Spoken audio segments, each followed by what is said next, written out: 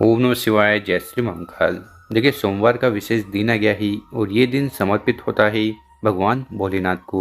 तो आज के इस उपाय में आपको चावल का दाना लेना है, चंदन लेना है, काली मिर्च लेना है और शिव मंदिर में जाकर शिवलिंग पर इस प्रकार से हाथ रख देना है। बस इतना सा उपाय करिएगा। उसके बाद ये आपके जीवन में चमत्कार होगा। कैसी भी कामना है, इच्छा है, वो पूर्ण होने लगेगी। चाहे वो विवाह को लेकर हो, नौकरी को लेकर हो, व्यापार को लेकर हो। तो कामना पूर्ति के लिए शिव पुराण का अचूक उपाय ही कैसे करना है हम बताएंगे। उसके पहले इस वीडियो को लाइक कर दें, चैनल पर नए हो सब्सक्राइब कर दें और कम से कम 5 लोगों के साथ व्हाट्सएप पर इस वीडियो को जरूर शेयर करें। जानते हैं पहला वाला उपाय। ये उपाय क्यों करना है? देखिए, अगर आपके जीवन में किसी भी प्रकार की दुख, परेशानी या समस्या चल रही है और वो खत्म होने का नाम नहीं ले रही है, ठीक है, तो आपको ये उपाय करने से नहीं चूकना है। तो इस वाले उपाय में जो सामग्री चाहिए देखते जाइएगा।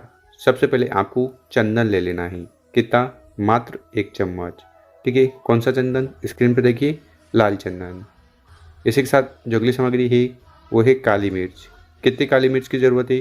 तो आपको एक काली मिर्च का दाना लेना है और वो कहीं से टूटा फूटा खंडित नहीं होना चाहिए।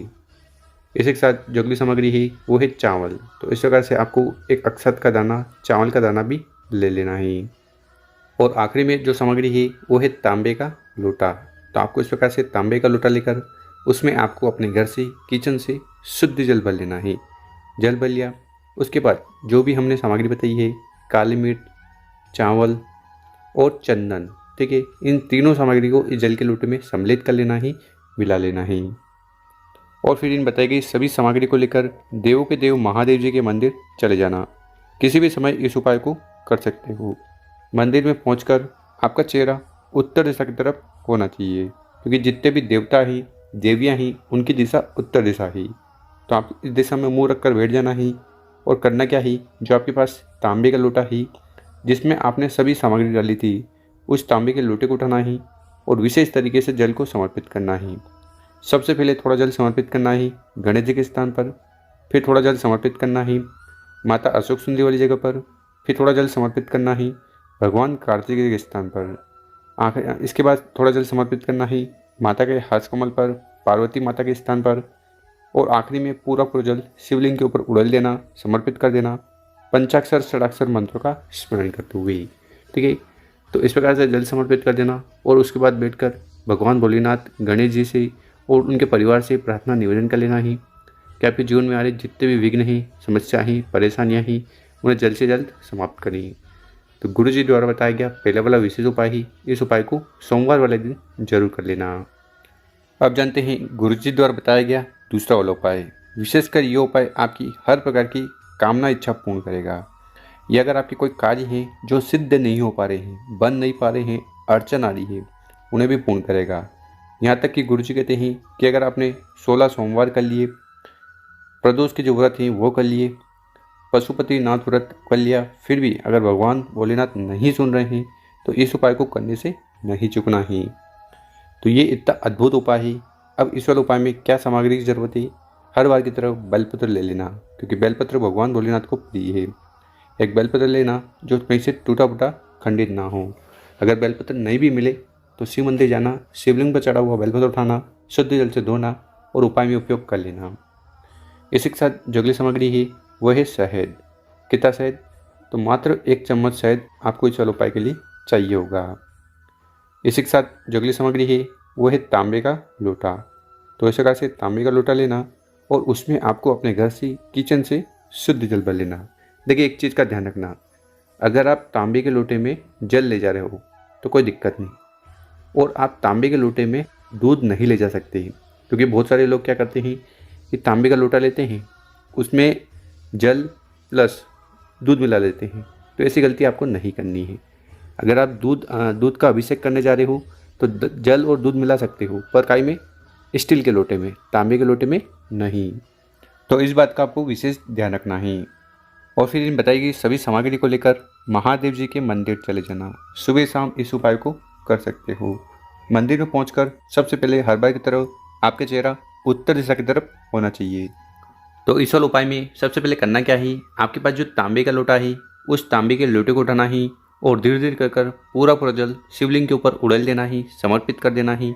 पंचाक्षर षडाक्षर मंत्रों का स्मरण करते हुए जल समर्पित कर दिया।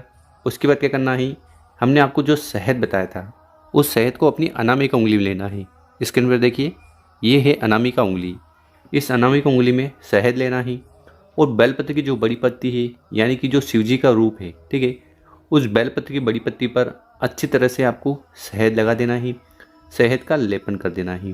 ठीक, उसके बाद उस बेलपत्र को उठाना है और आपकी कामना कहते हुए बेलपत्र को शिवलिंग के ऊपर समर्पित कर देना। ठीक, डंडी होगी जलाधार की तरफ, बड़ी पत्ती होगी आपकी तरफ, यानी कि जिस साइड आप बैठे हो उस तरफ। और उसके बाद क्या करना है, अपना सीधा वाला हाथ उठाना है, सीधा वाला हाथ उठाना है, बेलपत्र के ऊपर रख देना है और भगवान भोलेनाथ से प्रार्थना करना है, हे भोलेनाथ, हे शंभु, हे त्रिकालदर्शी, हे अविनाशी, हे पालनकर्ता, मेरी ये जो कामना है, इच्छा है, दिल की बात है, इन्हें जल्द से जल्द पूर्ण करें और अपनी जो भी कामना है वो कह देना है। बस इस प्रकार से विशेष उपाय कर लेना है और फिर शिवलिंग के पास बैठकर भगवान भोलेनाथ से प्रार्थना निवेदन एक बार और कह लेना है। तो गुरुजन का है ये विशेष उपाय है, विशेषकर सोमवार वाले दिन आपको जरूर करना चाहिए कामना पूर्ति के लिए। इस उपाय करने के बाद हर प्रकार की कामना इच्छाएं बहुत जल्द पूर्ण होने लगती है। अब जानते हैं गुरुजी द्वारा बताया गया शिव पुराण का तीसरा वाला उपाय। इस उपाय को करने के बाद घर में जो कर्ज की समस्या है वो समाप्त होगी, धन प्राप्ति होगी, लक्ष्मी प्राप्ति होगी। तो हर बार की तरह इस वाले उपाय में भी आपको इस प्रकार से एक प्यारा सा बेलपत्र ले लेना है जो कहीं से टूटा फटा खंडित ना हो। इसी के साथ जो अगली सामग्री है वो है लोटा। तो आपको तांबे का लोटा लेना है और उसमें आपको अपने घर से, किचन से शुद्ध जल भर लेना है, क्योंकि हमने यहाँ पहले ही बताया है यहाँ से जल भरकर शिवलिंग पर जाकर समर्पित करने से घर के तीनों दोष समाप्त होने लगते हैं। साथ ही साथ आपको इस प्रकार से चंदन ले लेना है, कितना, मात्र 1 चम्मच।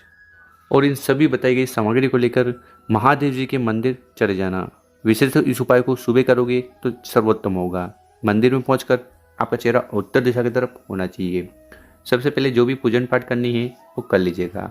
उसके बाद क्या करिएगा, उस बेलपत्र को उठाना है और सीधे के सीधे बेलपत्र को शिवलिंग के ऊपर समर्पित कर देना है। डंडी जलाधार की तरफ होगी, बड़ी पत्ती आपकी तरफ होगी। ठीक, बेलपत्र समर्पित कर दिया। उसके बाद जो लाल चंदन हमने आपको बताया है उसको उस जल के लोटे में सम्मिलित कर लेना और पूरा पूरा जल शिवलिंग के ऊपर चढ़ा देना। शिवलिंग का अभिषेक कर देना जल से और शिवलिंग के पास बैठकर कुंद केसर महादेव जी से प्रार्थना निवेदन कर लेना है कि आपकी जो भी कामना है, इच्छा है, दिल की बातें जल्द से जल्द पूर्ण करें। चाहे वो धन संपदा में वृद्धि को लेकर हो, लक्ष्मी प्राप्ति को लेकर हो या कर्ज की समाप्ति को लेकर हो। तो इस प्रकार से ये उपाय कर लेना है।